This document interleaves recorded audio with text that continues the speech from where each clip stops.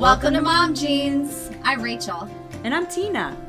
And whether you wear boyfriend, boot cut, high rise, or low rise, this podcast is going to teach you to love the jeans you're in. So mamas, put your booty in a chair and let's get started.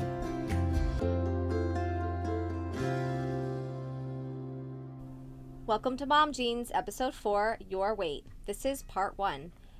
If your ears are perking up right now because you think, ooh, good, maybe they will give me some new weight loss tips today, then you will be sorely disappointed because it's not happening. We decided to split this topic into 2 episodes because there's just so much to talk about. So today we are going to discuss the genetic components that make up one's weight and body size, tell you why we think BMI is BS. We're going to explain metabolism and discuss environmental factors that contribute to weight. Then, next episode, Your Weight Part 2, we will talk about the philosophy behind weight, health at every size, respecting your body, finding peace with food, and how we can care for our bodies. So, buckle your jeans, mamas, or put on your leggings. This episode is a heavy one. I do want to emphasize before we get started that this is a different conversation about weight. My fear always in talking about this subject is that people start discussing the whys, like why we gained, and the what's changed about our weight, then quickly go into the hows, the how to lose, the how to change our bodies. I want this conversation to be the whys and the whats, no how. This is who you are. This is what contributes to who you are. So let's just embrace your body and your story. I want you to leave this conversation understanding and respecting your body, not trying to change it. It is what it is. Let's change our culture and our minds, not our bodies. Heck yeah. So right now I'm going to talk about a topic that really grinds my gears, people, and that is BMI. And honestly, I hate it because it's bullshit. Bullshit. But it is also what is driving our healthcare system at the moment and influencing a lot of practitioners on how they give their recommendations on health. So I feel like it's necessary to dive into the details so that you as listeners can really decide what you truly believe. But I have to admit that my opinion is going to be trickled in with the facts. I'm going to explain what is BMI and why I think it's bullshit. I might get really upset talking about this, but I'm going to try my best. Okay, so BMI was originally created in the 1830s. So long ago. So basically forever ago, by this guy, and I don't speak French, so work with me here, Lambert Alofe Jacques Quetelet. I don't know how to say it. We'll call him Lammy. Lammy, okay. So basically, Lammy, who was a Belgian astronomer, mathematician, statistician. So to me, I mean, extreme sarcasm here. What a great marker of our health, right? This is the guy that really should be telling us all how to determine our health care. But I mean, he sounds very intelligent. Very. But yes, I am curious to see what he has to say about my body size. Exactly. But this guy's main purpose when creating this equation was to ultimately allocate funds and resources for population trends. This equation was not intended for individual purposes. So this equation really doesn't work for one person, and I'm going to explain why. The equation divides our height by too much weight. So if people are short and weigh a normal amount, they're going to enter in high on the BMI scale. Or if someone is really tall and weighing a normal amount, they're going to measure too thin on the BMI scale. The BMI doesn't take into account that us as humans are naturally designed to have different heights and different weights. So there was no better measure of our health at that time in the 1830s, yet for some reason now we're still using this measure. So I wanted to dig a little bit deeper when I was looking into this because as a dietitian, I know what BMI is. I know how to calculate it. That's stuff that we learned in school. But as a dietitian that actually practices with real humans, I don't use it to determine someone's health. So I had to do a little bit of research. And I went to the U.S. Department of Health and Human Services website for BMI. And their definition is that it's a measure of body fat based off of height and weight that applies to adult men and women. So that's an interesting definition, but I noticed that the definition says adult men and women. And yet, when I'm in the pediatrician office with my children, the BMI scale is brought out and growth charts are brought out. So how does this apply to children? Well, something important to note is that BMI should never be used on children and adolescents. They should be using their appropriate growth charts. So it really infuriates me when I hear people saying that their pediatrician is telling them that their child's BMI is creeping into the overweight category, and that's incorrect because BMI should not be used on a growing child. We want to use their growth curve. Is that because it calculates height and children are still growing? It's because it takes into account that children are born at different sizes and they grow at different rates, and that while they're growing, their body may prep them for that growth spurt, so they hold on to a little bit more weight in preparation for that. Or, before they're entering into puberty, they're holding on to a little bit more body fat. So it really isn't smart to use BMI. It's not recommended to use BMI because we're not taking into account those factors. So a children's growth curve really allows for variety, individuality, and the fact that their body is still developing. Anyways, I feel like a really important question is BMI an accurate measure of health? So when looking at the National Health Institute's website, I found that there were a lot of triggering words. Some of those words being control your weight, useful measure of overweight and obesity, good gauge of your risk for diseases. I mean, seriously, this goes against ultimately what I believe. Because how can you tell if someone is healthy just by looking at them? Can you tell if someone's having heart palpitations? Can you tell if someone has low vitamin D? If they eat a balance of fruits and veggies? If they're allergic to specific foods? How much sleep they get in a day? No. So how does measuring someone's height and weight tell them that they are healthy or not healthy? What about muscle mass? There are so many issues wrong with this measure.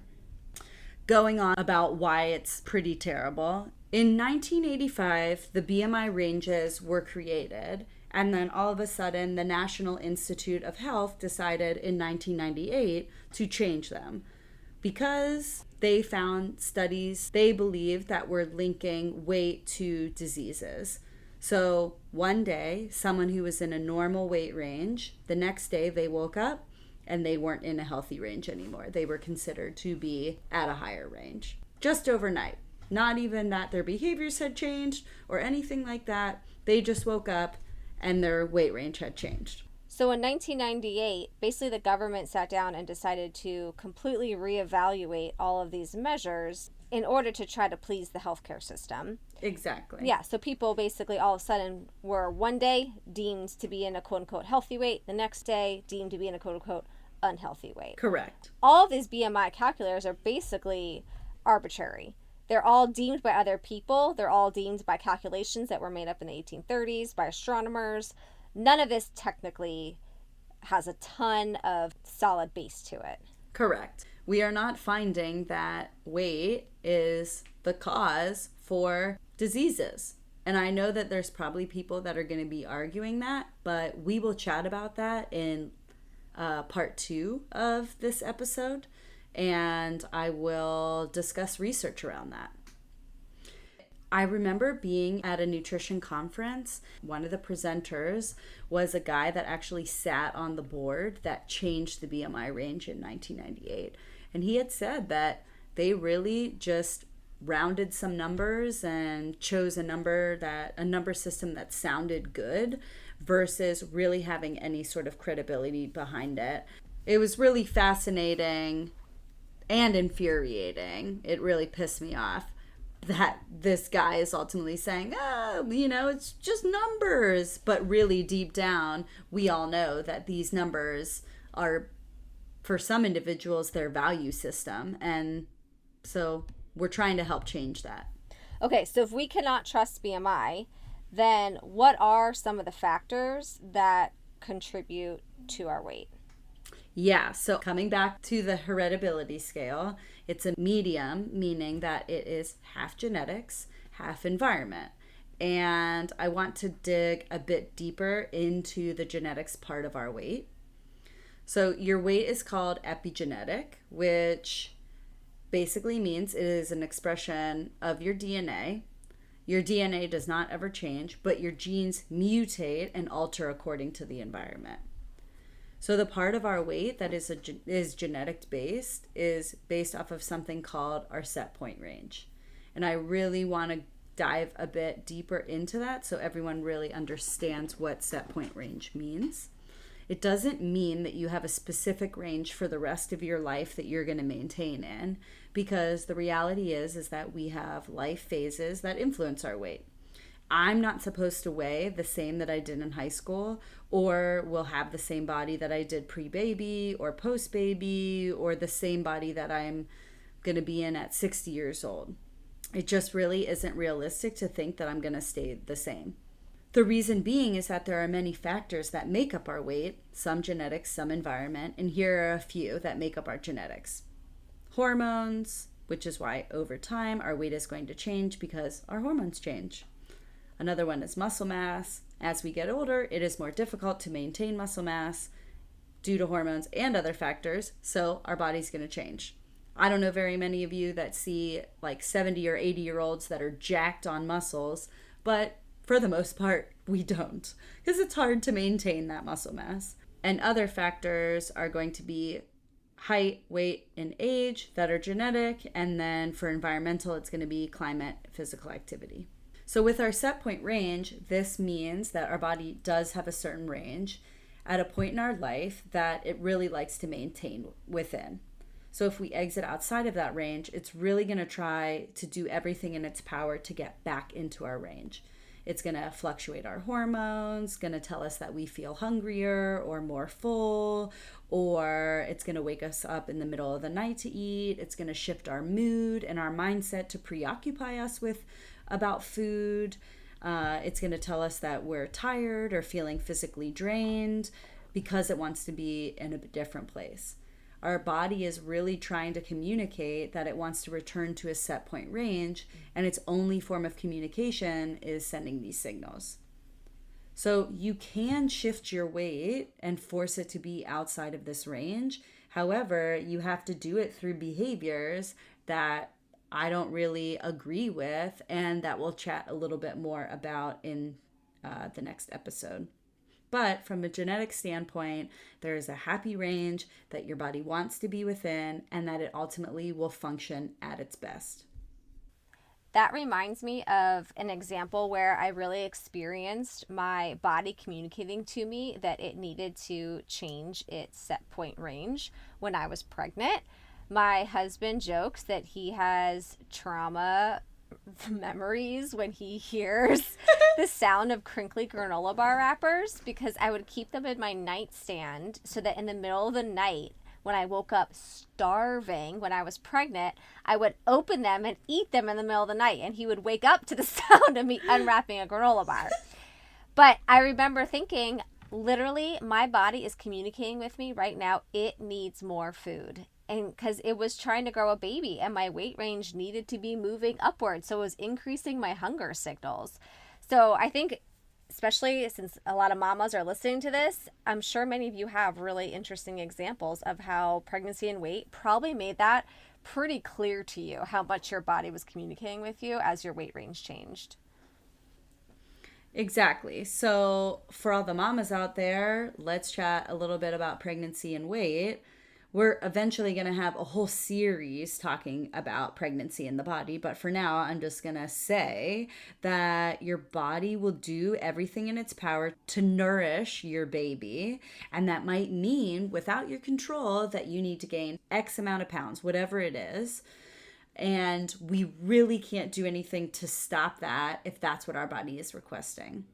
From a genetic standpoint, if you're not providing nourishment to your body during pregnancy because you're trying to control your weight, your body is literally going to suck nutrients from your body and give them to the baby. Now, granted, you may not have enough stores of that nutrient, which is why there are things like birth defects or other related nutrient deficiencies, because your body can really only do so much. Then, once you have the baby, your body is going to try to replenish itself through your intake, so hopefully you're eating balanced.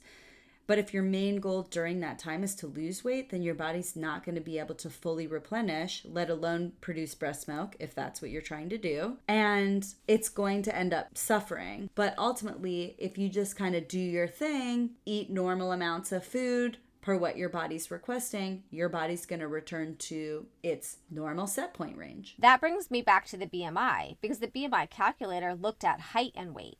And I think so many mamas, when we talk about how much weight we've gained, we're forgetting the variety of heights we're at. So women who are taller have way more room to grow a baby. And so they might actually not gain as much weight. Women who are shorter have less room. And so our stomachs might sit out differently and we might gain more weight. Girl, I can't even tell you. I'm a short human and my belly just grew straight out. I was lopsided. Exactly. I mean, I think that's why it's so annoying when doctors only look at weight and women sit around and talk about how much weight they've gained, because, again, no one's taking into consideration height, curves, or other genetic factors. So this is why we don't like the BMI, because height and weight are very complex ratios. And then when you're looking at pregnancy, we actually need to include the height even more so. I just think everything shows that weight is very complex. It's not just a number. It's a bigger picture of overall health, and it's just one thing that we look at when we evaluate health. Exactly. There's a few other things that go into what makes up our weight that is not just genetics. And one of the things is environment. There's a lot of research done, and we will link in the show notes the CDC websites that talk about how in underprivileged areas and what are called food desert areas, where food is more of a shortage, the environment is going to play a role in individuals' weight and body size. This is simply due to their access to resources, their access to the types of foods that they're able to eat, whether or not they are walking or driving cars. So our environment and where we live absolutely plays a factor, as does our income and our resources. As a therapist who specializes in eating disorders, I also see clients who obviously have a lot of comorbidity. Trauma absolutely affects weight. Women who develop PTSD have a 36% chance of gaining weight compared to women who don't have PTSD. And this is simply due to stress. Our cortisol hormone affects our metabolism, but it also increases depression, which can affect our food and exercise choices. I don't know if you guys have seen the interesting TED Talk on adverse childhood experiences, or ACE, which is developed by a researcher who was supposed to be studying obesity and ended up finding extremely high rates of childhood trauma in his patients. All of a sudden, he started realizing that there was a common denominator in almost all of the patients that he was evaluating. And so he ended up developing 10 measures, which we call the ACE scale, of stress and trauma that occur during childhood that can affect our health, our development of chronic disease, and our toxic stress levels. So sometimes weight is a symptom of trauma due to emotional eating habits, such as wearing weight as an armor for a victim of sexual abuse, but not always. An overabundance of stress hormones physically damages a child's developing brain because they constantly live in fight, flight, or freeze mode. This impacts a variety of issues in how they function in the world, and weight can just be a side effect of that. The solution that this guy came up with, basically, is that it is not about diet and exercise. Healing from PTSD is a big step that requires therapy, trauma work, medication, but the genetic alterations that occurred due to the trauma is something to acknowledge. The head researcher also said, and this is a direct quote, "Nutrition is a nice subject, but it has nothing to do with obesity. People don't get fat because they don't know better." I absolutely love that. He was hired by the government to 100% study why people are obese. And instead, he came up with the fact that diet and exercise are not the issue here. We're looking at psychological effects. And for me as a therapist, I absolutely love that study because it looks so much at the power of the human brain. I want to throw a disclaimer in here that the word obesity and obese, I don't believe it exists. We're clearly going to be stating it in certain areas because it's direct quotes from certain research, but in no way do Rachel and I back this as a form of diagnosing someone with a certain health issue. It is going to be used, but it's solely for the purpose of repeating someone verbatim. Yeah, this is not vocabulary that we usually use. No. While our weight is represented by a single number, weight is the complex combination of a multitude of different metabolic processes, from brain systems that regulate our appetite to enzymes that control how efficiently calories are turned from food into energy that the body needs. Making matters even more confusing, especially for someone like me who doesn't really do science all that well, these factors, while influenced by our genes, are also likely influenced by environmental contributors, such as diet and lifestyle.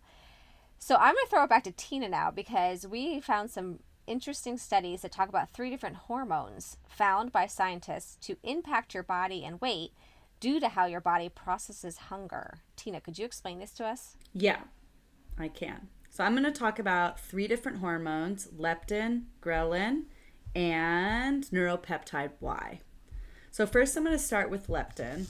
Leptin is a hormone made by our fat cells and acts as our thermostat for our body's energy needs. So each person has their own unique leptin threshold, which basically means that when your leptin levels fall below a certain amount or your threshold, it will send a signal to your brain that it's time to eat. If the leptin levels maintain or surge above that amount, your brain sends signals that, hey, you're full. So researchers are finding that each person has a unique leptin threshold, and therefore communication to their brain may be a reason why everyone has a different range of hunger, fullness signals to start and stop eating. This makes it really challenging in my private practice when working with clients and trying to describe what hunger feels like or what fullness feels like to individuals that maybe have never actually felt an accurate representation of what that is, or their calibration to hunger fullness is off. So I thought this was pretty interesting that it's like, hey, we get to really explore your true unique threshold of what hunger fullness feels like because it's unique to your body. And going back to the trauma piece we just discussed, I think that the trauma impact would absolutely affect people's leptin. For sure. That would be a cool research study, but I don't have it. If we find something, we'll link it in the show notes for you all. The next one is ghrelin. This one is known as the hunger hormone, and it's produced by our cells in our GI tract. It plays a key role in your appetite because it signals the brain to eat. So when your stomach is empty, it signals your brain that you need to eat something. Its levels increase during dieting, signaling your body to please eat. So this could be one of the many reasons why those that diet regain back all their weight and then some. So ghrelin has many responsibilities, and I'm going to list just a few, but it feels like a lot. Regulating your appetite, maintaining energy homeostasis, playing a role in your pituitary gland function, assisting in insulin release, playing a protective role in cardiovascular health, affects your sleep-wake cycle, your reward-seeking behavior, taste sensation, and carbohydrate metabolism. So because ghrelin affects our appetite, it can impact weight loss, especially when someone is dieting.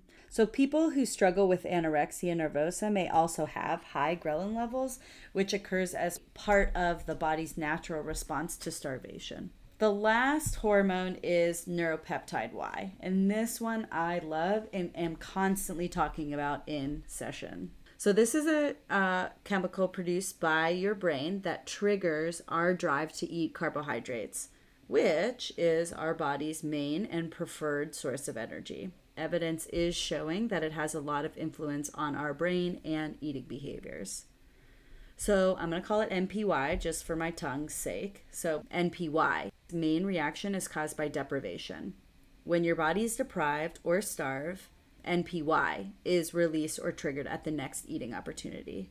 This is when your body is going to crave high carbohydrates to fuel itself as a reaction to the deprivation. This is a result of NPY being put into action.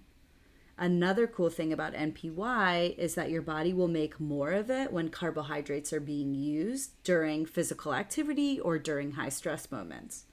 So this is one of the reasons why carb refuel for exercise is so important, and individuals may struggle with emotional eating on carbohydrates when they're really stressed out or emotional. It is our body's natural response to this chemical being elevated. The way to halt this overproduction of NPY is to make sure that you're eating enough carbohydrates, which can, in turn, increase our serotonin levels, and serotonin will automatically shut off the production of NPY. So what the heck does this all mean? Eat your carbs, please. Please.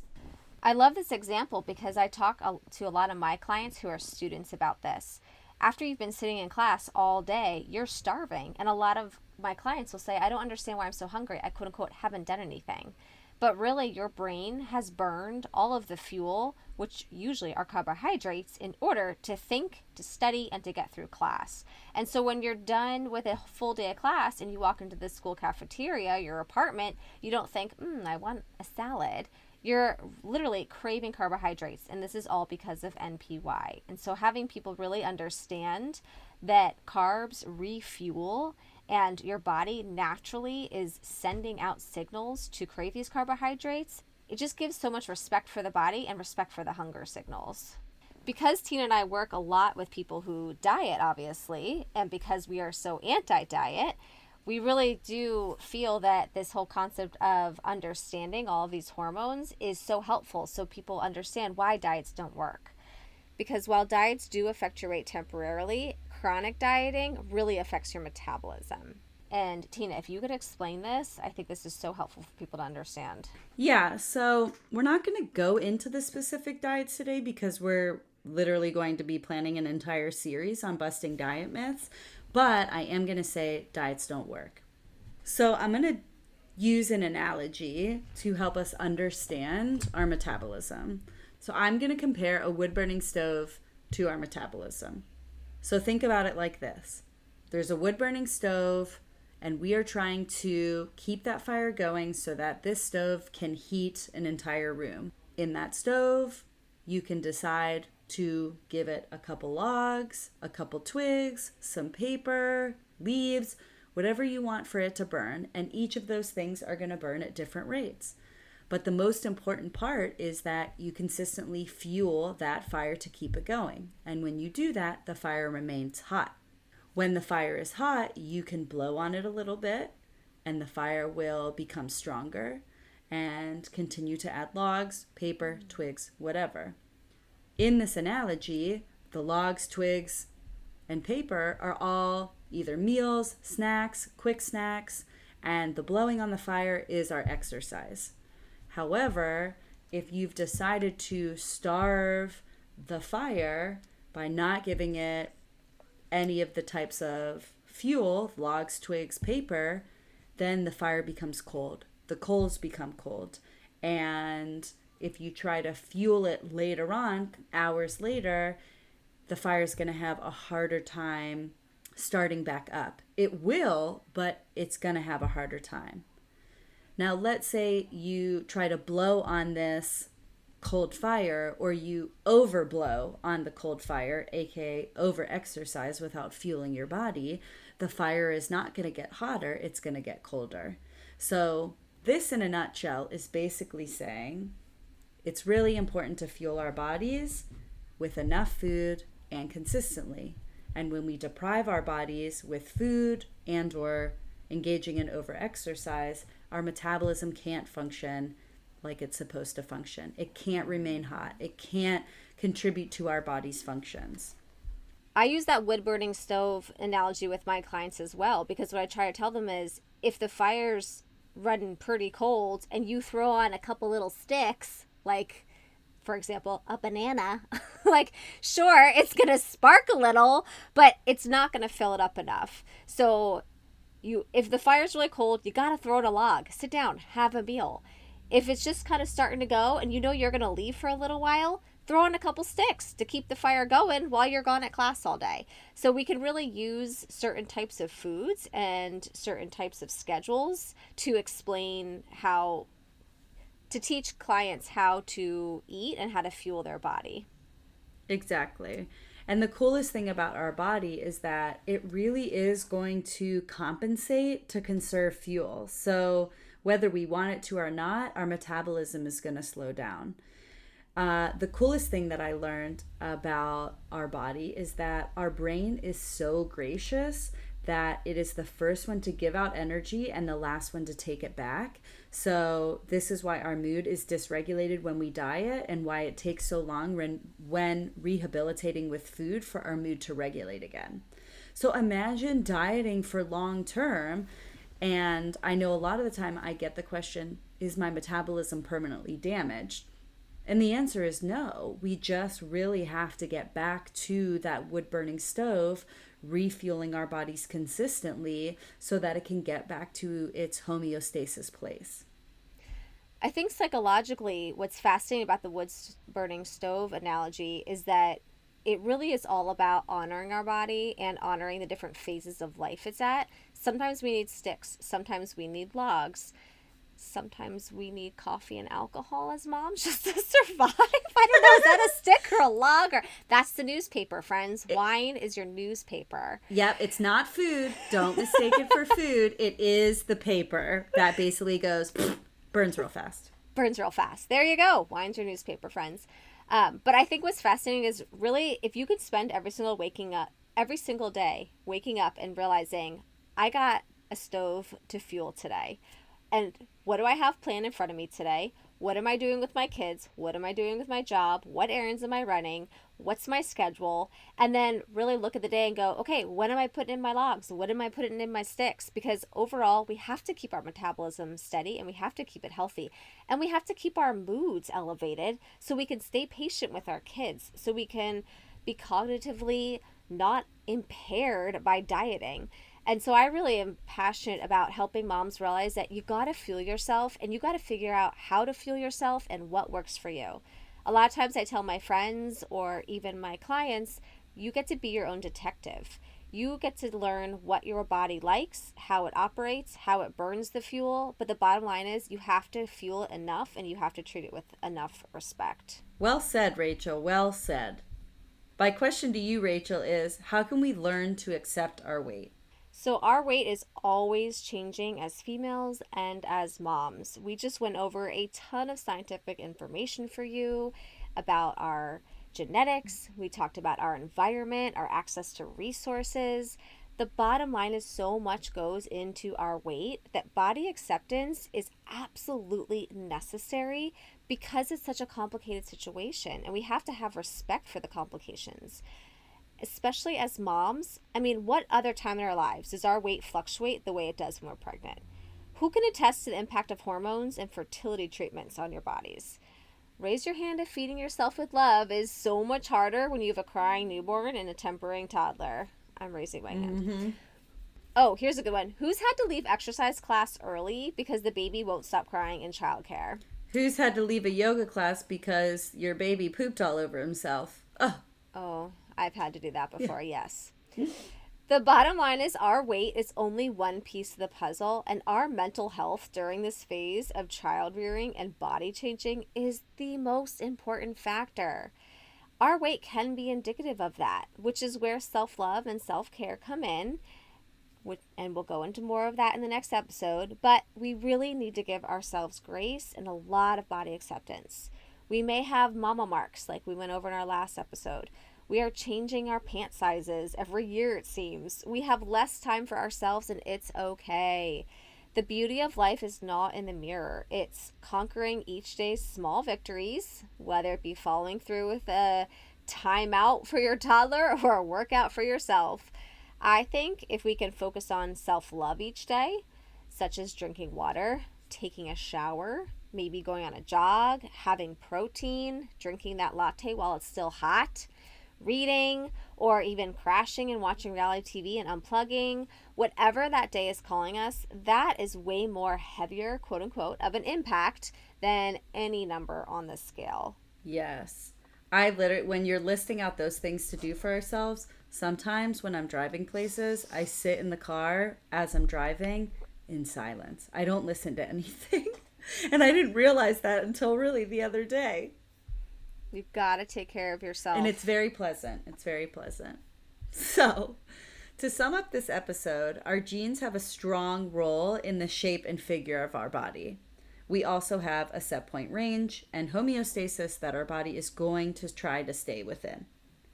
I always am encouraging others to work on engaging in positive skills that can take care of the one body that we get in our lives versus engaging in a lifetime of dieting and resistance.